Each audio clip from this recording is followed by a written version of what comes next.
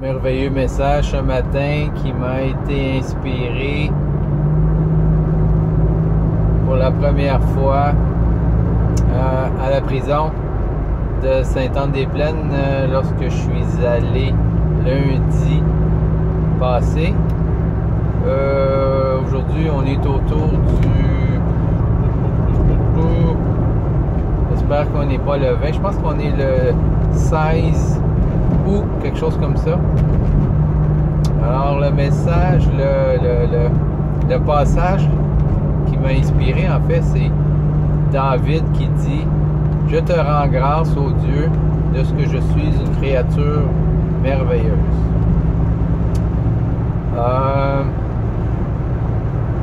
Et nous sommes tous des créatures merveilleuses. David n'était pas une créature plus merveilleuse que les autres créatures.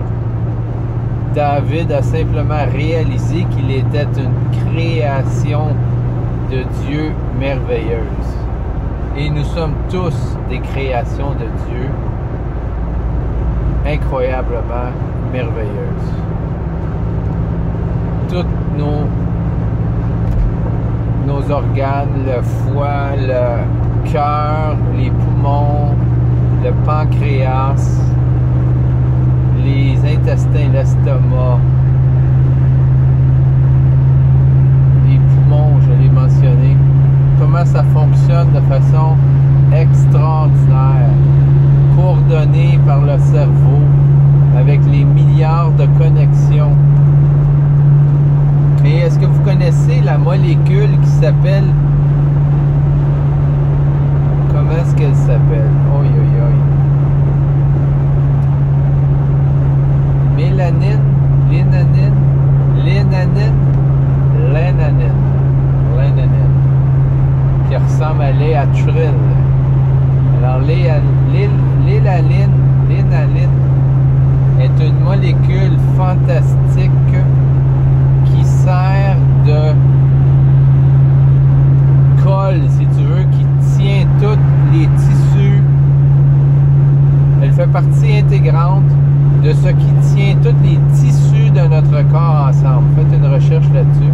Vous allez capoter quand vous allez voir une photo de la l'élaline.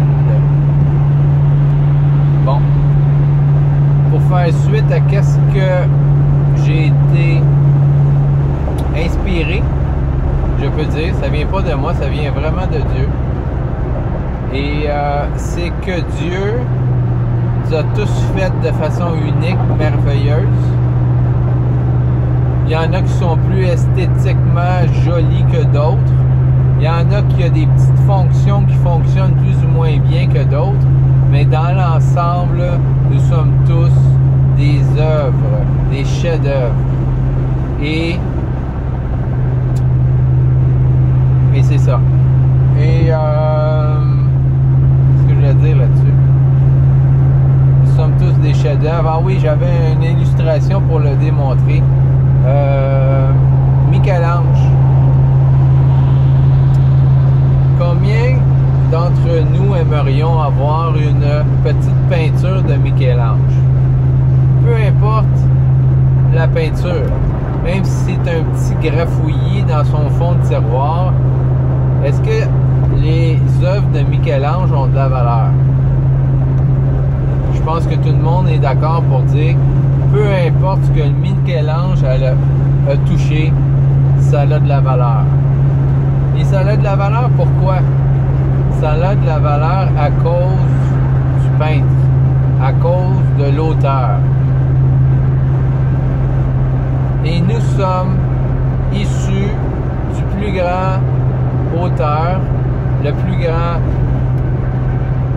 fabricant qui a pas le maître d'œuvre de tout, qui est au-dessus de tout, et il s'appelle Dieu. Donc chaque chose que Dieu a fait, peu importe ce qu'il a fait, il y a une grande valeur. Et tous les êtres vivants, naturellement, ont une grande valeur. Et les êtres humains, chacun d'entre nous a une grande valeur. Même si nous sommes des millions et des milliards, n'empêche que ça n'enlève pas la valeur de la chose. Parce qu'il y en a qui pensent que parce qu'il y a beaucoup de monde sur la Terre, il n'y a pas beaucoup de valeur. C'est pas vrai. Chaque personne a une très grande valeur. Et il y a même un passage, Jésus nous dit, que donnerait un homme en échange de son âme ou en échange de sa vie? Parce que l'âme, c'est la vie. Alors, que donnerait un homme en échange de sa vie? Mais il n'y a pas rien qui échange. N'importe qui a moindrement une jugeote n'échangerait pas sa vie contre rien. Sa vie, elle a plus de valeur que n'importe quoi. Donc, si on se tient en hauteur et on regarde en bas et on voit un danger, on se tient à 30 mètres, à 50 mètres de haut et on regarde en bas, est-ce qu'on n'a pas peur? Est-ce qu'on n'a pas peur? On n'a pas peur de quoi? On a peur de perdre la vie. On a peur de tomber puis endommager ce corps qui nous a été donné, qui nous a été prêté, et on a peur d'endommager ce corps, ou encore pire encore, on a peur de perdre cette vie. La même chose, les gens qui sont à l'hôpital, les gens qui sont malades, les gens qui sont sur le bord de la mort et qui ont peur. Oui, ils ont peur de l'inconnu, pour certains. Moi, je remercie Seigneur que j'ai l'assurance que je serai pris en charge par Dieu lui-même. Parce que moi, j'ai donné ma vie à Dieu durant ma vie sur terre. Et Dieu m'a promis qu'il prendrait soin de moi. Il le fait déjà et qu'il continuera à le faire pour l'éternité. Alors moi, j'ai mis ma main entre les mains du Seigneur, Jésus, qui dit qu'il est le chemin, la vérité et la vie. Il est le chemin, la vérité et la vie. Alors j'ai mis ma confiance en lui. Et jusqu'à date, ça va très bien. Plus de 30 ans maintenant. Mais pour revenir à la valeur de la vie, quelqu'un qui a peur de mourir souvent, il a peur de perdre la chose la plus précieuse dans le monde, en fait. Que tu sois vieux, que tu sois jeune, que tu sois à mi-terme comme moi, la vie, elle est précieuse. La vie, elle est précieuse. Et pour terminer, à quoi sert notre vie? Il y en a plusieurs. Moi, j'en fais partie.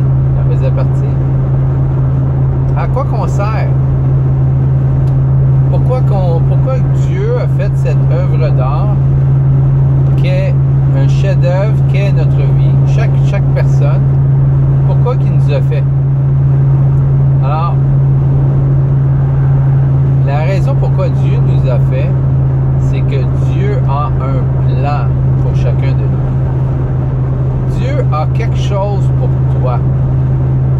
Tu as quelque chose à faire ici sur terre. Que ça soit petit, que ça soit grand, mais tu as quelque chose à faire. Et cette chose que Dieu a pour toi, Dieu a un plan journalier pour toi. Et cette chose a toujours rapport avec les gens qui t'entourent. Parce que un des premiers commandements de Dieu, en fait, il y a 2 commandements que Jésus a mentionnés et que la Bible mentionne dans son ensemble. C'est tu aimeras le Seigneur ton Dieu de tout ton cœur, de toute ton âme, de toutes tes forces, et ton prochain comme toi-même. Donc, la première chose que Dieu s'attend de toi, c'est que tu reconnaisses ce qu'il a fait pour toi, te donner cette vie extraordinaire. Moi, je regarde un beau bateau qui est sur le fleuve ici. C'est vraiment bien. C'est vraiment beau ici. Sur le pont Papineau. Et Dieu s'attend au minimum qu'on le remercie pour ce qu'il a fait pour nous. nous avoir donné la vie, nous avoir donné la vie, tout simplement. Et la deuxième chose, c'est de chercher comment qu'on peut le servir. Et bien sûr, Dieu n'a pas besoin de rien. Dieu n'a pas besoin de rien. Dieu, c'est comme un parent donne à son enfant de 2 ans. Qu'est-ce que son enfant de 2 ans, 3 ans, 4 ans? Mettons un enfant de 4 ans. Qu'est-ce qu'un enfant de 4 ans peut donner à son père ou à sa mère? À part la reconnaissance, de l'amour, de la joie. Il ne peut pas payer son parent parce que son parent lui a donné à manger, qu'il l'a habillé, qu'il a acheté des jouets, qu'il l'a mis dans une belle chambre, etc., etc., etc. Les enfants ne peuvent pas repayer leurs parents, mais ils peuvent être reconnaissants. Et c'est ça qui fait plaisir aux parents, d'avoir des enfants reconnaissants. Des enfants qui reconnaissent et qui apprécient ce que leurs parents ont fait pour eux. Puis Dieu, je ne pense pas, je suis certain, est pareil. Nous avons été faits à l'image de Dieu. Et Dieu n'a pas besoin de rien, il n'a pas besoin de notre argent. Dieu n'a pas besoin de choses, d'offrandes. Dieu veut notre reconnaissance. Il ne veut que notre reconnaissance. Et la deuxième chose que Dieu veut pour ta vie et a pour ta vie, il a un plan. Dieu veut que tu connaisses son plan. Dieu veut que tu cherches quel est son plan pour ta vie.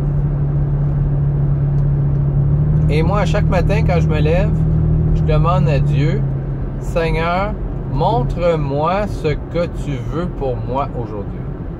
Montre-moi ce que tu veux pour moi aujourd'hui.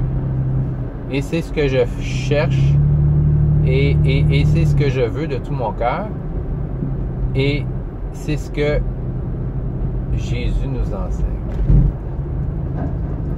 Cherchez d'abord le royaume et la justice de Dieu. Et toutes ces choses vous seront données en plus. C'est-à-dire les choses matérielles. Toutes ces choses vous seront données en plus. Alors, cherchez le royaume de Dieu ici sur terre. Pendant qu'on est sur terre, nous cherchons des choses de Dieu. Jésus a dit, le royaume de Dieu est au milieu de vous. Mais on ne le voit pas. On le voit, mais on ne le voit pas. On le voit à travers des gens, on le voit à travers des manifestations. Et les gens voient le royaume de Dieu à travers vous. Quand on était à la prison l'autre jour, les prisonniers,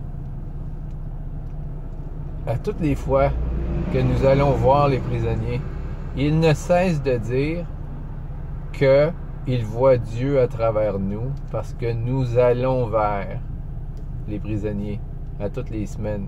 Quand on y va toutes les semaines, l'été, il y a eu un arrêt. Mais ils ne cessent d'être reconnaissants et disent, on voit Dieu à travers vous parce que vous venez nous voir. Parce que vous venez nous voir. Vous êtes la manifestation de Dieu. Ça fait tellement du bien et c'est tellement beau d'entendre ça. Puis c'est tellement biblique aussi que c'est, selon Jacques, la religion pure et sans tache consiste à visiter, entre autres, les prisonniers. C'est ça la religion pure et sans tache. La religion pure et sans tache, c'est pas faire des carêmes ou des neuvaines à l'église. La religion pure et sans tache, c'est s'occuper des pauvres. C'est s'occuper des malades, c'est s'occuper des prisonniers. C'est de nourrir les gens qui sont dans le besoin. Vêtir les gens qui sont dans le besoin. C'est ça la religion pure et sans tache. C'est ça la manifestation de Dieu. C'est ce que c'est ça. Alors, cherchons à plaire à Dieu. Remercions Dieu pour ce qu'il nous a fait, qu'est-ce qu'il a fait pour nous, qu'est-ce qu'il fait pour nous à chaque moment, parce qu'il soutient notre vie à chaque moment. Et cherchons à lui plaire et cherchons à faire sa volonté. Sa volonté, c'est toujours de faire du bien aux gens autour de nous. Et Dieu s'occupera de nous. Arrêtons de se préoccuper pour soi-même, de se préoccuper pour le même moi et préoccupons-nous des autres. C'est ça le plan de Dieu pour nous. Et si nous faisions ça, il n'y aurait pas de misère sur la terre. Il n'y aurait pas de guerre. Il n'y aurait pas de meurtre. Il n'y aurait pas de violence. Il n'y aurait même pas de pauvreté. Parce qu'il n'y aurait pas d'avare. Il n'y aurait pas de trilliardaires qui accumulerait des richesses sans fin. Il y aurait un partage des ressources humaines, un partage des ressources terrestres. La Terre, elle est riche en masse pour suffire à l'humanité, si l'humanité était équitable. Mais il n'y a pas d'équité.